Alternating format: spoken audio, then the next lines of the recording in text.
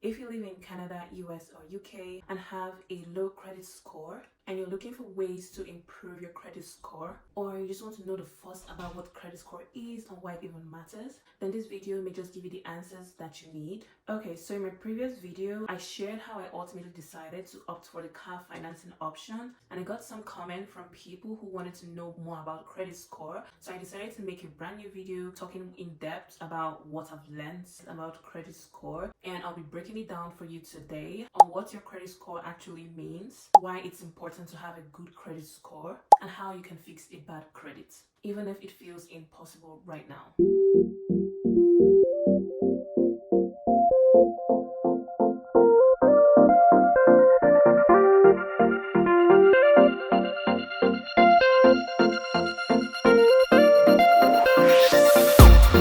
That your credit score is basically your financial reputation. You can think of it like a report of how well you manage borrowed money. In Canada and US, credit scores typically range from 300 to 850. And your credit score is based on 5 main factors. 1, your payment history, like do you pay your bills on time? Number 2, credit utilization. How much of your credits from your credit cards do you utilize? Length of credit history. How long have you had credit accounts? Credit mix. Do you have different kind of credits like car loans, phone bills, credit cards, and so on? New credits. Have you recently applied for a lot of credits? From all these 5 factors that I've mentioned, you can see that your credit score is not dependent on your income or how much you make. It's solely dependent on how much you can manage borrowed money or how much you can manage like debts. Okay, so why is it even important to have a good credit score? For me, I would say it could affect, getting approved for things like car loans, mortgage, or any other type of loan that you may be looking to get approved for. It could actually limit you from getting approval, and it could actually affect the interest rate you get approved for. So if you have a bad credit, the interest rate you get approved for will be a high interest rate, versus if you have a good credit score, they'll be able to trust you with a low interest rate. Why they even give high interest rates for bad creditors is because you have not established that trust where they can trust you enough. It also limits your ability to get approved for credit cards with a lot of perks and benefits, and maybe sometimes it could affect your job application. Certain companies or certain industries do credit checks before they recruit you, so it could also affect your job application. But don't be discouraged. Having a bad credit score doesn't mean that you're bad with money. It just simply means that something needs to get fixed, like you need to fix your credit score, and I'm going to be sharing with you how you can do that.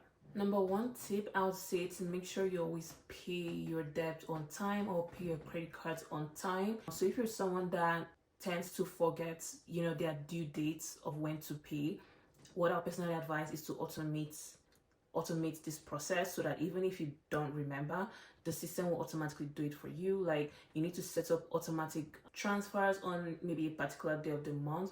Personally, what I do is, for my credit cards especially, I don't wait for the due date before I pay. It's always advisable to pay when your statement gets printed. So once you know the date of when your credit card statement gets printed, that's when you want to pay off that debt. So let's say the date that the statement usually gets printed every month, because it's usually a fixed date. So let's say it's 15th of every month that your statement gets printed. Then you can automate this process. And this tip or this strategy is very important because it makes up 35% of your credit score. So you want to make sure that you are consistent in this area. Another strategy would be to make sure you lower your credit utilization. So what that means is always aim to not spend more than 30% of your credit. So let's say you have a credit, like your credit card has max of $2,000, for instance. Always aim to only spend 30% of the $2,000, so that would be $600. So make sure every month you do not spend more than $600. And even if you want to use that credit card for other expenses and you know that it's going to extend your utilization, make sure you transfer some money from your checking account into your credit card. That's what I do. If I know that, okay, I'm going to use my credit card to spend this amount of money, I just do some transfer from my checking account so that I don't go overboard on my credit utilization. Another strategy I would advise is make sure you don't close your old accounts. This is because credit history is very, very important.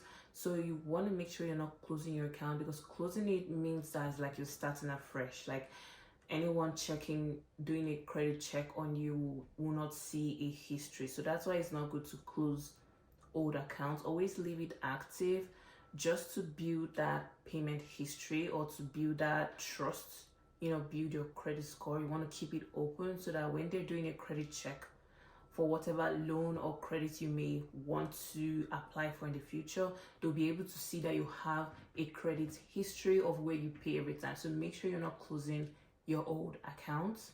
Another key strategy is to avoid applying for too many new credits or too many loans at the same time. It could be any kind of loan. It could be car loan, mortgage, credit cards, or any other kind of loan. Make sure you're not applying for too many at once. And apart from that, I would also advise, let's say you want to apply for a mortgage or a car loan. If you want to go buy a car, I wouldn't advise that you go to different car dealership just because maybe you're trying to find a good deal, or maybe you're trying to, shop for cars. As you're going to all those different car dealerships, they're doing hard checks on you. Hard checks is not what you want. They will do a hard credit inquiry on you each time, and this can significantly affect your credit score. So this is not something I would advise. So yes, it's not like you're buying a car in each of these dealerships, but you're just maybe shopping to get the best deal. But this is not advisable because you don't want to get those numerous hard checks in a short space of time. It's going to affect your credit score drastically. So before you even think of buying a car, make sure you've done your research and asked questions. Or you have to know your budget, exactly what you want. And if you need extra tips, you can definitely watch my previous video. And also, don't give them consent to do a hard check inquiry on you if you're not certain you're going to buy a car from them. Just go to one car dealership and they should just perform one hard inquiry on you, and then you get your car. And similarly with other types of credit, like credit cards, I wouldn't advise you apply for multiple credit cards all at once, because each time you apply for a credit card, with a bank or a different bank, like different banks, you go to different banks and apply for different credit cards all at once, it's going to drastically affect your credit score, because each time you apply for a credit card, they are doing a hard inquiry on you, and most times they might not even let you know, but this is what they do. Okay, so try to avoid it, because each time you open a new credit card, it's mandatory that they do a hard inquiry on you. So try to space it out. Maybe every 3 to 6 months, you can choose to open another credit card. Just try to space it out as much as possible between your different credits or your different loans that you're looking to take. In general, it's always good to have a good credit score so that you'll be eligible for different credit cards with, lots of perks and benefits. You'll be eligible for better loans with low interest rates. You will just have peace of mind that you have a good credit score and you don't have any limitations when you want to do something. You might want to start a business tomorrow, and you don't want your low credit score to affect your opportunity to get a loan to start that business, for instance. So as I said, having a bad credit is not a crime, is not something that is permanent. It's only a phase, and you can easily transform your bad credit into a good credit if you take the strategies that I advised you earlier. I'm just sharing the little I know and what I've learned so far with you, and hopefully you can learn a thing or two from what I've shared today. If you did enjoy this video, please don't forget to give me a thumbs up and subscribe and share with anyone that might find this very useful. And hey, if you reviewed your credit score before, please share your tips in the comment section. I would also like to learn, the tips and tricks that you've used in the past. And I'll see you in my next video. Bye.